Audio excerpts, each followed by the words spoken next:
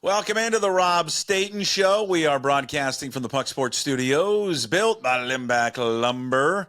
And, of course, Rob's weekly appearance is brought to you by Superior Linen Service, family owned and operated since 1926. They are committed to delivering the highest quality products and service to the greater Puget Sound area. Get your free quote today at suplinen.com. Give them a call, 253-383-2636. You can stay all up to date with Rob at SeahawksDraftBlog.com. Video content, including post-game show from their Week 1 victory yesterday there, or 2 days ago, I should say, over the Denver Broncos up on his YouTube channel, Rob Staton Football. Follow him on X at Rob Staton. Huh? Well, if I would have talked to you in the first half, what would Rob Staton what were you yelling at your television in England in that first half when it wrapped up? Well, the thing that I was thinking at halftime was, is Ryan Grubb actually going to work out? Have they made a horrible mistake? Is it over? I mentioned this on the live show that I did right after the game, was that it had an even worse feeling than when Steve Sarkisian replaced Kyle Shanahan with the Atlanta Falcons after they'd lost the Super Bowl to the Patriots, because it just seemed very obvious very early in Sark's time that was not going to work and that he would have to go back to college. And that's what happened. And watching the first half made me think, oh my word, this is that, but probably about 5 times worse, because that was really bad. Like, we've seen a lot of bad offensive line football, Puck, in Seattle, and that was probably worse. It just crippled the whole team. Like, nothing could function because the offensive line was a shambles. So at halftime, I'm thinking, I don't know how you fix this. Like, I don't know what they're going to do. Like, it's not just going to be a case of this is so bad that I don't think just getting back on the field on Monday morning or whatever is going to fix this. And thankfully, somehow at halftime, things changed. And thank goodness they did, because I could not watch 17 editions of that. That was really bad in the first half. That was, and I said it, I just did an impromptu halftime daily puck drop because I just couldn't believe what I was watching. And I said it then, and I'll just repeat it. We talked about it on Monday, and I'll repeat it again today. It was the worst offensive line play I've ever seen in my life, like ever. And I love those uniforms. I hope that we both do. It reminded me, when I was, how old was I? I was like 15, 14, watching them play in those uniforms like 1992, and watching Stan Gallipaugh and how bad they were offensively. And I'm like, oh my, I didn't get there with Grubb, but I was like, oh my God, like because I was so just like the offensive line was so bad. My anger was turning to Schneider. I was like, it's like the Mariners. We cannot find hitters. Why can we not find an offensive line? They were able to do some things, a little bit different in the second half and, eventually get the win. But, the offensive line issue, and we'll get to that. I want to get to it in a second, but I want to talk a little bit more about Macdonald. But the offensive line will be an issue. I mean, it's not going to get any better with it, depending on what George Fant's situation is. But just an overall thought on Macdonald's debut. I mean, how they went in the second half, and then how they were able to kind of adjust and then obviously pull out the win in there in the second half. What'd you make of it? I mean, there are positives. The defense played very well. I was very impressed with the linebackers. I think that's something that we talked about, how healthy they're going to be. Are they even going to be available? To see them play the way they did, it felt like Dotson was everywhere, all over the field. So I thought that was a major positive. Obviously, the defensive backs played very, very well. I saw one or two people saying, could the pass rush have been a bit more active? But I don't think that the Broncos allowed that to happen, because essentially their game plan was, Bo Nix, you've got to throw this straight away to prevent the pass rush being a factor, or you've got to get out of the pocket straight away.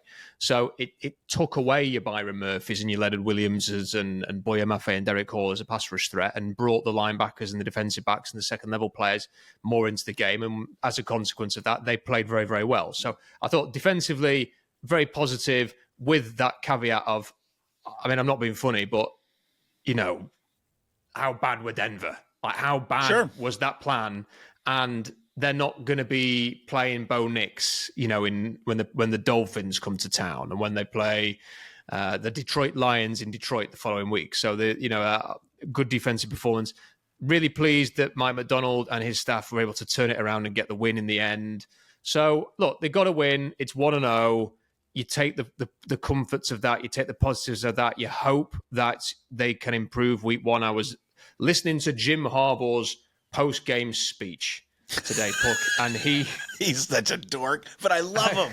God, I love him. I'm the same. Absolutely the same. And hated him when he was in San Francisco and just sat there, a tear in my eye watching that post-game. Pleased for the man. And I don't know why. And at the end of his speech, he said, "You will never make a bigger improvement than the improvement from week 1 to week 2.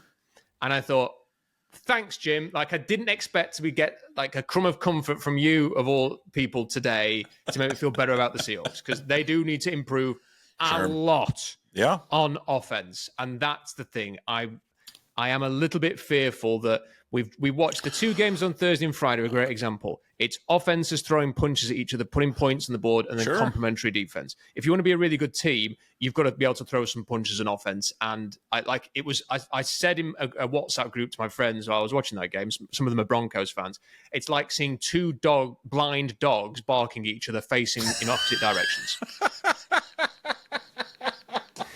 Well, and it's I think what takes the stain, I mean, had they lost, I'm just curious what the tenor would have been.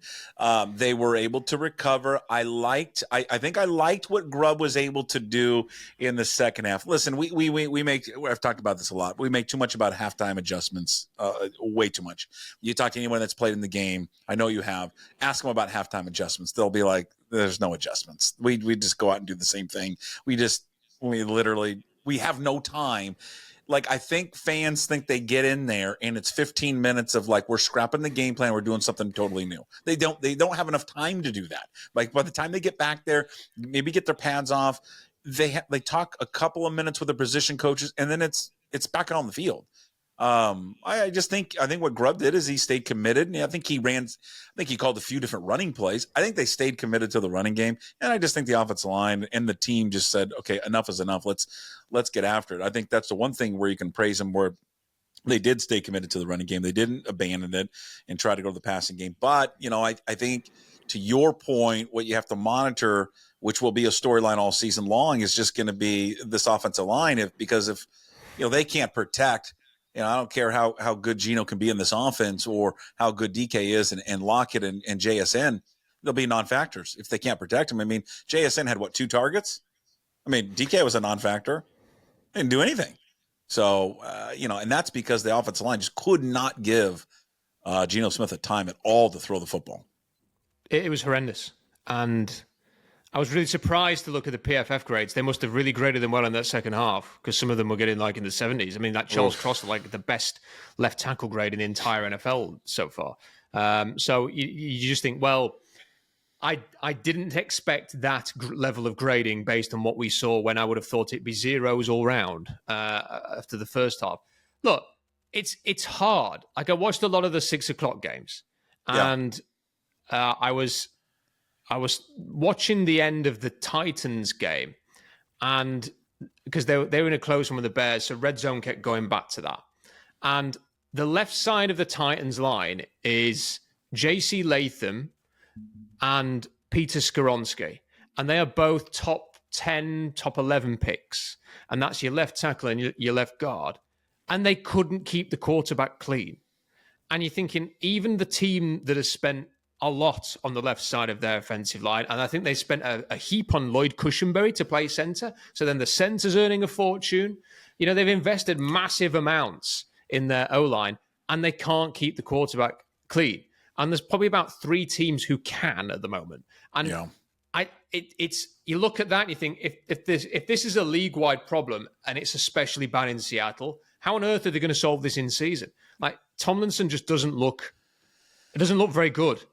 Anthony Bradford doesn't look very good. It's worrying that he's beaten out Christian Haynes. I know he's a rookie, but come on. You didn't draft Christian Haynes in round 3 to have him ride the bench and be a backup. So there's that. your center is recovering. Maybe that's an issue. Maybe the center not having a bit of ring rust and needing a bit of time is a problem. But they just didn't play well. Then George Fant goes out, and I'm thinking, what are they going to do? They're going to bring Jason Peters again this week and get him back, because they can't just have Stone Forsythe and then I don't know, maybe one of the tight ends plays right tackle. What happens if he gets injured? Like, it might not have done any worse. So the situation is worrying. And look, they've sorted out the defensive line. And I appreciate that they were probably going to have another offseason to sort the offensive line out. But, can we please just finally, like Schneider, coaching staff, scouts working with Schneider, personnel department, whatever it is, can we please just put an offensive line on the field that is not useless? I thought you were going to say an offensive line that's not offensive. Well, yeah. That's good. Just be okay. Yeah, just be like the 16th best line in the league. It's fine. I think I'm going to, because it could be a real problem based on what we saw this past weekend. I'm going to just hold out hope a little bit that Scott Huff is just going to have some time to work with these guys. Here's the problem with football in preseason and not playing in these preseason games. Your offensive line needs the most work together. They need the most work. And it's one of those things where they should be playing. You don't want to risk injury. They need live game reps like a lot, because they need to be cohesive. They need to work together. So I'm going to be like, all right, let's see if they can work through some of these issues. The Fant thing doesn't help. Obviously, they're not going to have Lucas back, even if I don't know if he can come back by week 5. I don't even know if he'll be ready. But maybe here in the next, they can kind of work through it a little bit. And then by week 4, 5, they're okay. And they've gotten better. That's what I'm holding out hope for. Scott Huff's a hell of a coach. Now, again, I mean, talent's talent. I mean, if these guys aren't talented enough, then nothing he can do. But let's see, and let's just see what adjustments maybe or different schemes that Grubb can come up with. But I did like, and we've talked about this before, I think there's this misnomer a little bit with Ryan Grubb and how he wants to call plays, that this is high-flying offense, and it's deep shots after deep shots, Michael Penix, Roma Dunes, and all those guys. I'm telling you, at the heart of this guy is a coordinator, and he's actually a coordinator that Pete Carroll would love, because he wants to run the football, and he wants to be physical. And I think that came through in the second half with Walker. It did. I think they also they had some success running up the middle. They also had a lot of success getting away from the offensive line, if we're really honest. Sure. Ken Walker getting to the perimeter, getting outside. And Ken Walker is such a talented player that, he can do those kind of things. He's very quick, very agile. His ability to dodge tackles, to dodge players as he gets to the perimeter is exceptional. He should have had 2 touchdowns. DK Metcalf, for goodness sake, just let go of Patrick Surtain, and that's 2 touchdowns for Ken Walker. And one of my fantasy teams would have really appreciated that, DK, so you always won. And then you kind of look at the line and you think, I don't know. Like, I don't want to be negative. Like, the last thing I wanted to do is be accused of being massively negative after a week 1 win. But I also, I don't want to. The aim of the season, Puck, was not to just beat the Denver Broncos in week 1. It was to have a good season. And the offensive line really struggled there. And yes, well done to everybody for getting some rhythm going in that second half. But they've got to be better. And I just want to see the Seahawks be competitive. And that's the thing. Like, I can take losing in Detroit the way that the Rams did. I can take losing to Miami even.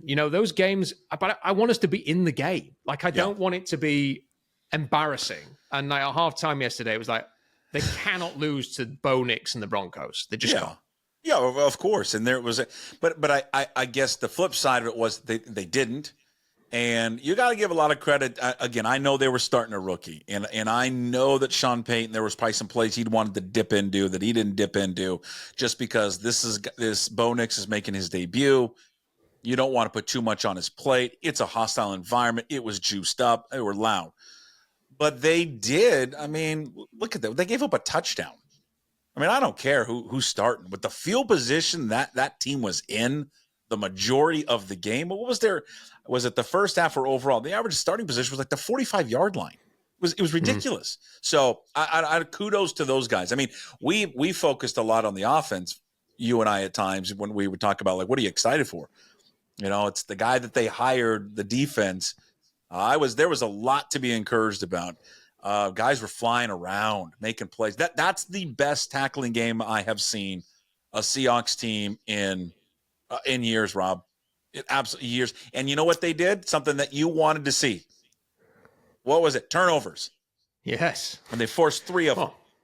I was great confirmation that turnovers, open field tackling, and handling a screen pass is actually not banned. Because I was starting to wonder whether they'd been made illegal, and I just missed the press release on that. Yeah, you got to get the note on it. But apparently not. You can still do those things, and the Seahawks did them plenty last night. I was listening to a Broncos stream this morning just to get a feel for what they were saying, and they commented that it reminded them of Super Bowl 48. That just as soon as the ball went beyond the line of scrimmage, there was a Seahawks defender on the ball carrier immediately, that it was just a boa constrictor just wrapping itself around Denver, that there were no cheap, every yard had to be hard earned. And, it's all you can expect really for a defense is just to do the fundamentals right, to make a team beat you with good plays and exceptional quality. And the Broncos do not have great weapons. They don't have a great receiver. They don't have a great running back. They have a rookie quarterback. Therefore, you should be able to do the things, the fundamentals well. And I don't think a Pete Carroll defense would have done, frankly. And this defense did. So I think that is a big positive. There's a lot to build on there. Yeah. I think whether it was Devin Witherspoon or somebody else, I can't quite remember, who said after the game that they barely even, got the trousers off in terms of showing what Mike Macdonald can do with this defense, which is also a good thing, that they've got a lot up the sleeve.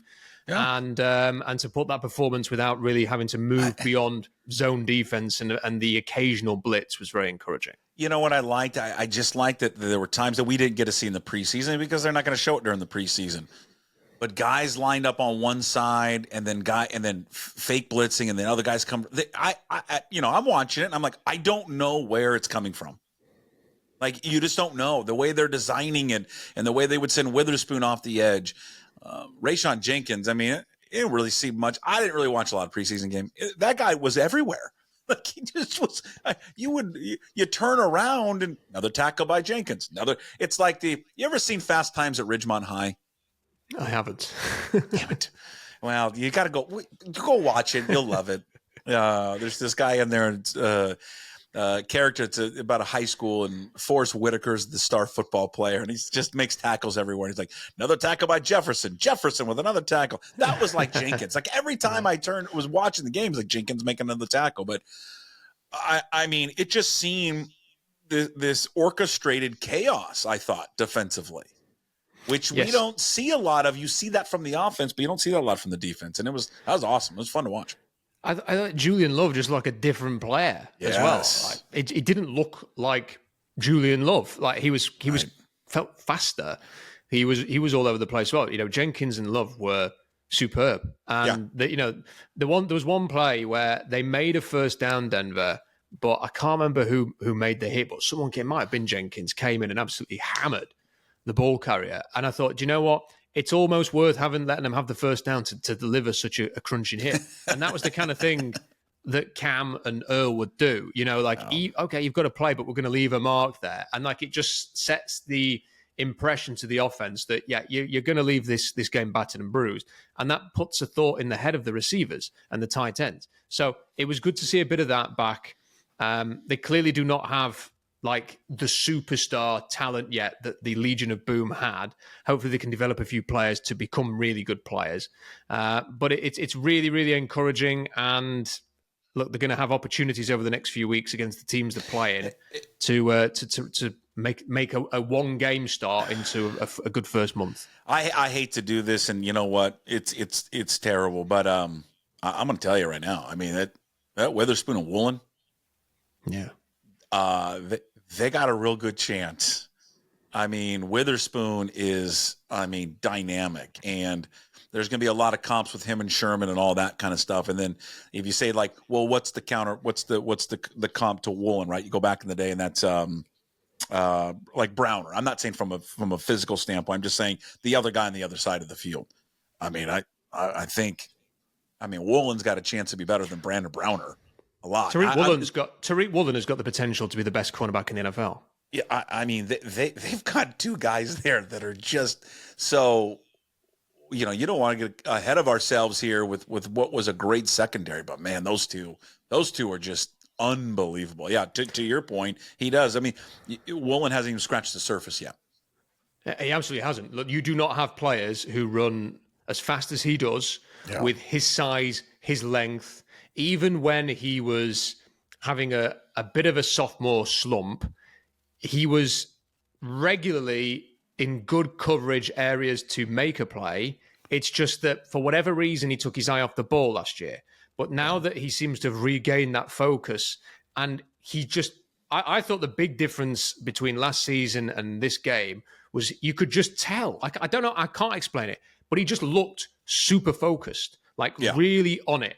And I just get this feeling that with Macdonald coming in and this staff from the defensive back coach has stayed, he's the only staff member they retained from the Carroll group, that he has got this opportunity. And physically, there is nobody who matches him in the NFL at his position. So there's nothing to stop him reaching the highest level at his position. He could be the best cornerback in the NFL. He's got a ways to go in terms of development and sort of refining his technique and maxing out his physical potential. But it is not an exaggeration. It's not hyperbole to say that he could be one of or the best cornerback in the NFL, because he has everything to make that happen. And hopefully this staff will help him get there. Yeah, it's I think defensively they just making moves. It was impressive to watch them defensively. What did you one thing we talked about the defense and the secondary and just all the players that were making plays. You didn't hear Byron Murphy's name called a lot. Again, it's just one game, and who knows what Denver was doing, schematically to try and contain him. But again, you just didn't hear him a lot. And what did you take away from the game one there from the rookie? Well, before we jumped on, I had a look at every one of his snaps.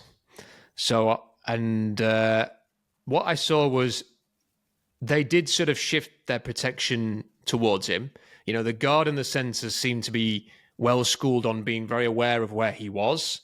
They would pass, each other off to Byron Murphy, which made it difficult for him. He very rarely was just going 1v1, rip swim, get into the backfield.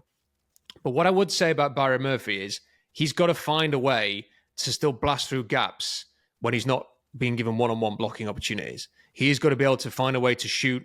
He's got to find a way to break into the backfield. And if he isn't going to do it, look, it's his first NFL game. He's got to come up with a really violent bull rush to work at this level, because the blockers are going to be harder than they were in college. Now, the thing at Texas was he would do freaky things. Like he would control blockers on one knee and then get back on his feet all in one movement and not lose any balance or a step. And he'd be the one getting leverage and driving people off the line. He could push the pocket. He could be electrifying and get into the backfield. But the one thing he didn't do was get cheap pressures. Like he wasn't a rip swim specialist. Get into the backfield. Okay, there's a pressure. You could watch Kalijah Kancey, the Buccaneers drafted in the first round a couple of years ago, and that's what it was. It was like pressure after pressure after. You could watch a game and he'd be constantly in the backfield disrupting. And that was never Byron Murphy's game. And for him to reach his potential and become like a top defensive tackle as opposed to a very, very good one, he will want to try and refine that technique a little bit and find a way to use his athleticism, because he's got the quickness, he's got the agility. We've seen the testing. Like, we know that he's got all of the tools that you need to be exceptional as a pass rusher, but it's about putting it all together. I think sort of week one will have been a lesson for him, and the Patriots O-line, isn't the best. So let's see how he gets on next week. Yeah, I mean, a good thing about, defensively here for these guys, and these, you start looking at their schedule. I mean, the first 2 weeks, they're not getting tested really. You know what I mean? Bo Nix in week one, week two, you get Jacoby Brissett. I don't think Jacoby Brissett's going to scare anyone.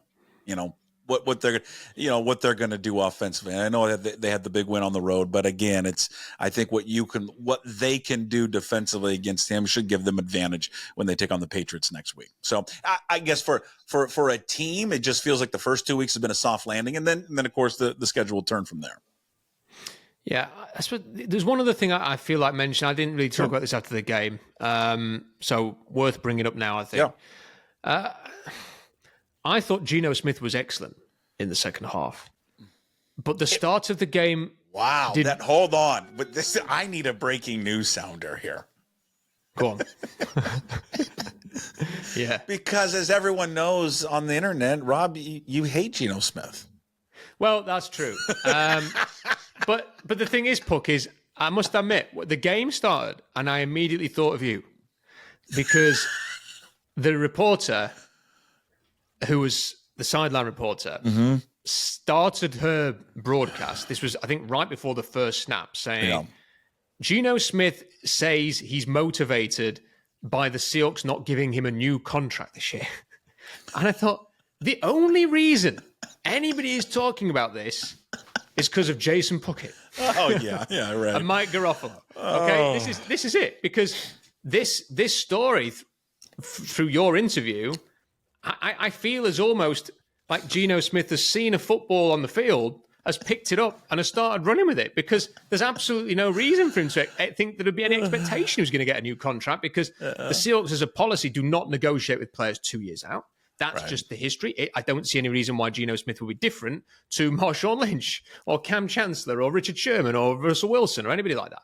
And then the other thing was that it worried me a little bit, because then when you see the interception on the second play, and okay, he's got someone a little bit of pressure there. I get that. But a terrible play. And I messaged Curtis Allen, who writes me, and we were like, did you hear that? And he was like, yeah. And we talked a little bit about it privately, was that, is Geno now thinking, I need to put stats up to try and win the best contract I possibly can?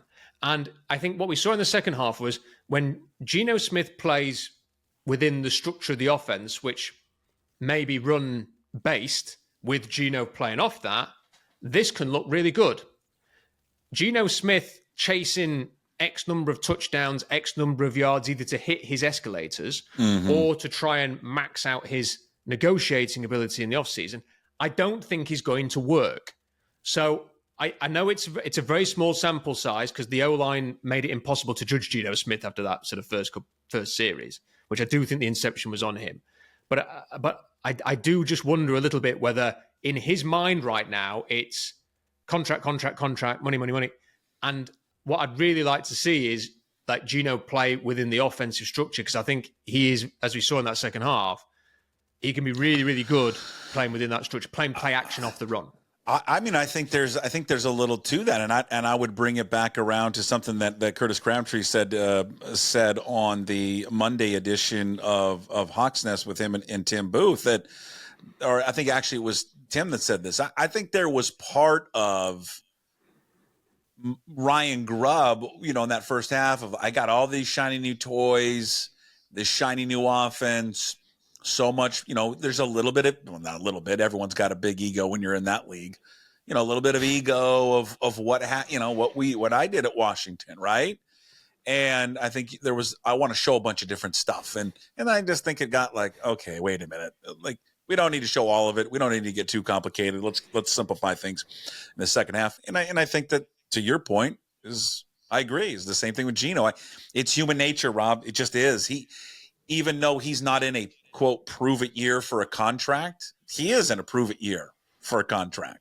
And I do think that's in the back of his head. We talked, I think, last week's show about his propensity to be on social media and how that's just can be a real detriment, I think, to him and to a lot of players. So I think he hears and sees a lot of things. And, he views himself as a top 5 quarterback in the league.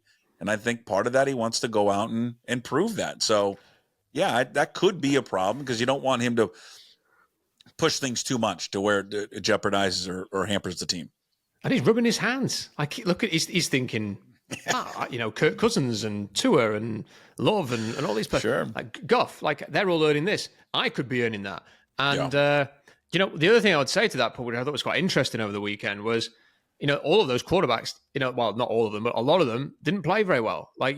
I don't think Tua played like a $50+ million quarterback of the weekend. No. I don't think Jared Goff did. A lot of these, you sort of look at it and you think, okay, you've all got these massive contracts now. Good for you. You've done what you need to do. how is this going to help the team? Like, you're taking up now so much of the cap space on the team that you personally will benefit from this, but what's the team going to be like? And then when you sort of think about it, like Patrick Mahomes, who's now something like the 13th the highest paid player based on average per year, which is crazy. Like, he can elevate a team beyond all, whatever's thrown at him, he'll make it work because he's the best. Right. And can justify whatever. You could give him whatever you wanted in terms of salary, and you would probably go, yeah, fair enough. But when the Goffs of the world and the Tuas of this world start earning that much, it can become a problem. And I just think there's two things for the Seahawks to remember off the back of this weekend. One of those is paying a quarterback who isn't elite, and there's very few of those actually elite quarterbacks, 3 or 4. Not, paying them elite money, it cannot be a good idea. And the other thing is reaching to draft quarterbacks because you need one, and they've put up a lot of stats in a stat-friendly offense, aka the Oregon Ducks, who are currently playing like crap against Idaho and Boise State, but the quarterback still got 600 plus yards and 5 touchdowns and 0 interceptions. Getting tricked by stats in college and then drafting a quarterback in the first round and then starting in week 1 and expecting that they're going to be 40% of what Drew Brees was for you is not a good idea. So there's a couple of lessons there, I think. Yeah.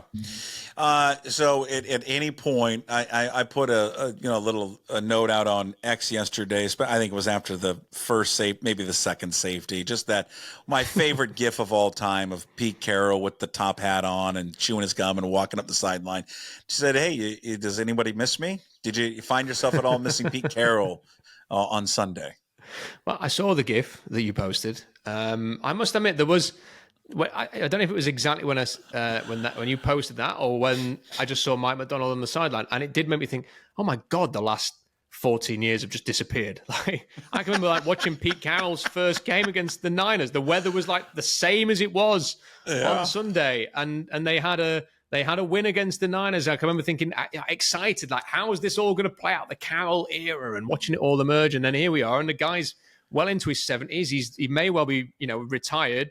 And life's flashing past, our eyes at the minute. I don't miss Pete Carroll. I think it was very much time to move on. I dread to think what would have happened in that second half because I don't recall, major second half improvements under Carroll pretty much at any point really, apart from when they just played like the Buccaneers who were winless in Seattle in 2013 and they just basically played how they should have done from the start. So I don't miss Pete, but I do love that GIF, and I also love that I knew a couple of Niners fans during that period, and every time the Seahawks had a significant win against the Niners, that GIF went down a treat. Yeah, it's an all-time favorite. It's great. All right, that's it for this week's Rob Staton Show broadcasting, or brought to you by, I should say, Superior Linen Service. See that little QR code if you're watching.